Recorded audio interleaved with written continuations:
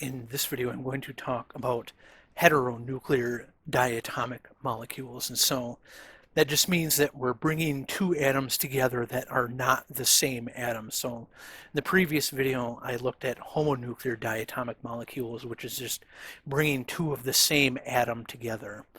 And so the biggest difference between the homonuclear diatomic molecules and the heteronuclear diatomic molecules is obviously that with different elements coming together, we will have different amounts of protons in the nucleus. And so that will mean that the energy levels will be different for the different atomic orbitals, and that's kind of the big difference, but it's an important difference. And so, for instance, we have oxygen with Z equals 8 and carbon with Z equals 6. So the oxygen atomic orbitals will be lower energy because there's more positive charge pulling them in. So it's a deeper potential well, and so it's lower in energy. Remember, we're always trying to think about the lower energy, and lower energy is more stable. And so having more protons is able to stabilize more electrons, and so that's why it's lower in energy. And so if we look at the bond formed between oxygen and carbon, which is carbon monoxide, we get this diagram right here.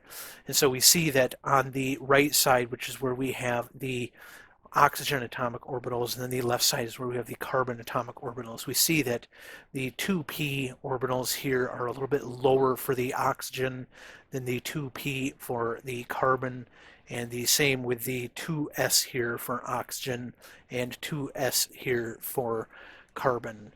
And so the other thing to notice, and what's kind of nice about this diagram, is we can see sort of these dotted lines or dashed lines showing which molecular orbitals each atomic orbital is actually sort of contributing to.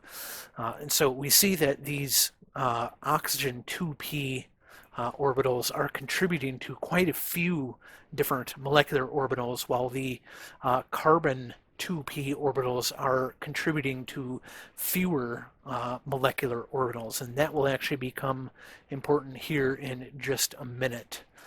All right, so the atomic orbitals that are closer in energy will mix more, while those that have an energy difference, so I said, I think in the previous video, greater than 12. I think my inorganic chemistry textbook says greater than between 12 and 13, but so here I just put greater than 13. So it's within that 12 and 13 electron volt range that the energy differences become so great that the interaction is sort of vanishes. All right, and so contribution to a molecular orbital is the coefficient here, C, in front of our atomic orbital in the linear combination. So this psi here is the molecular orbital. These phi's here are the atomic orbitals, and then the C's in front of them are the coefficients that tell you what the contribution is, and the square of one of these C's tells you sort of the probability without squaring it is the probability amplitude, but squaring it is the probability. So for instance, if we have the 2s and 2p z orbitals, which would have the correct symmetry, they would have that sort of infinite symmetry, infinite rotational symmetry, then we have this right here. And for heteronuclear molecules, C1 and C2 are not equal, and C3 and C4 are not equal. So these will not have equal contribution, and these will not have equal contribution. So that's different from the homonuclear diatomic molecules. And so we can see up here, so the 2sa and the 2sb, so this, we could call this the 2sa and the 2sb. And so because of the difference in energy levels, they will have differences in their contributions here.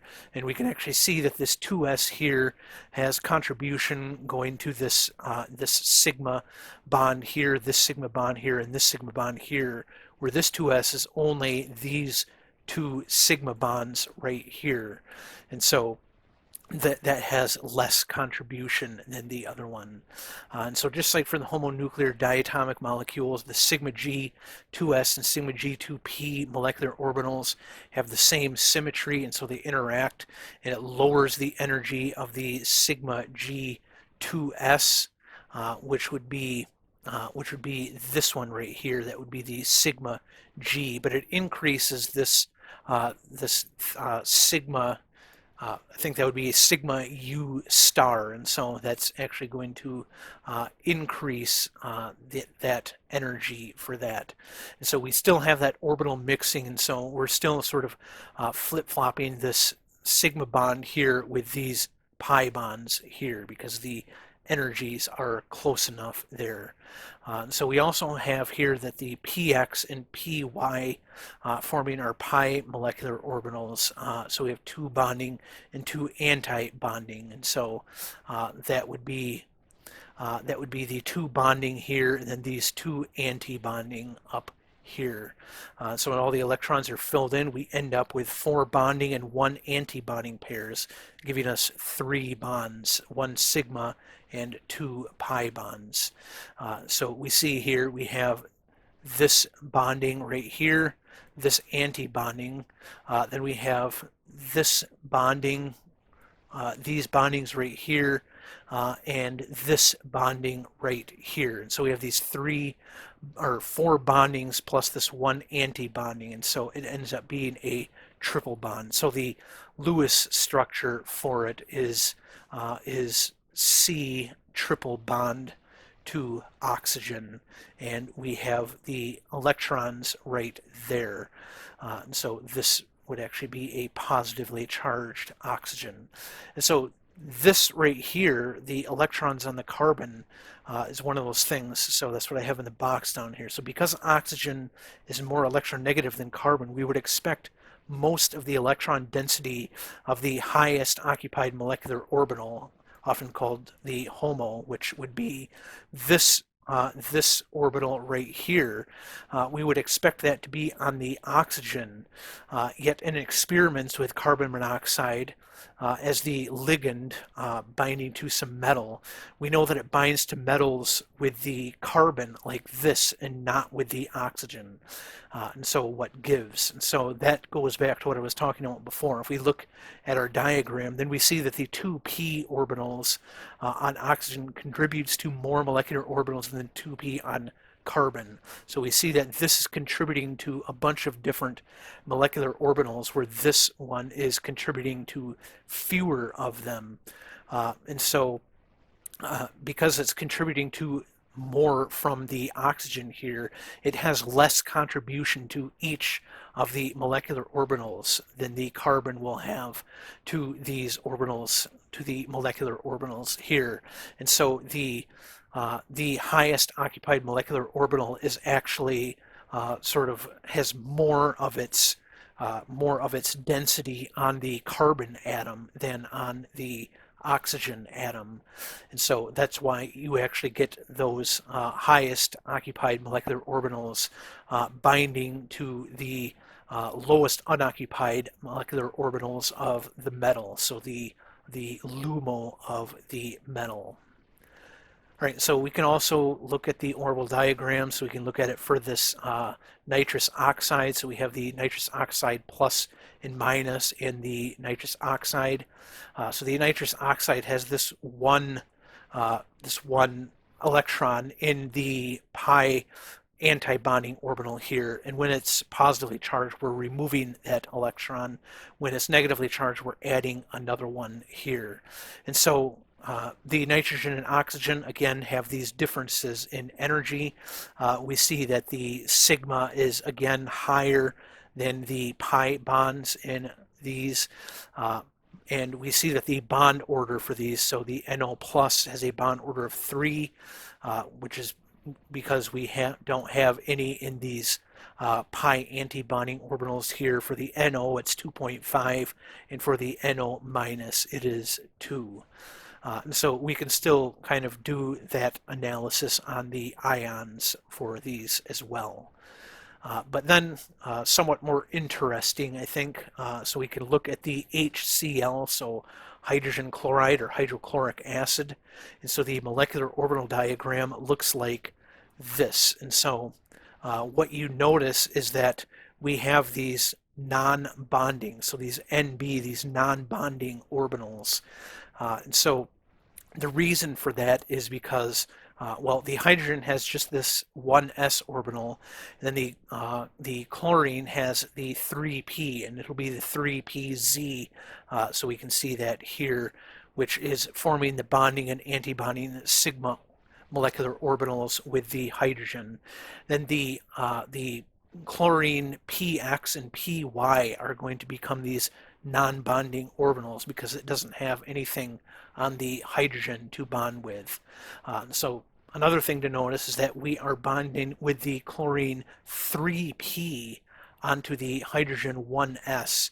And in fact, we see that the chlorine 3p, which is, like a much higher shell than the one shell of the hydrogen, is actually somewhat lower in energy than the hydrogen 1s, and that is because the chlorine has so much positive charge in it.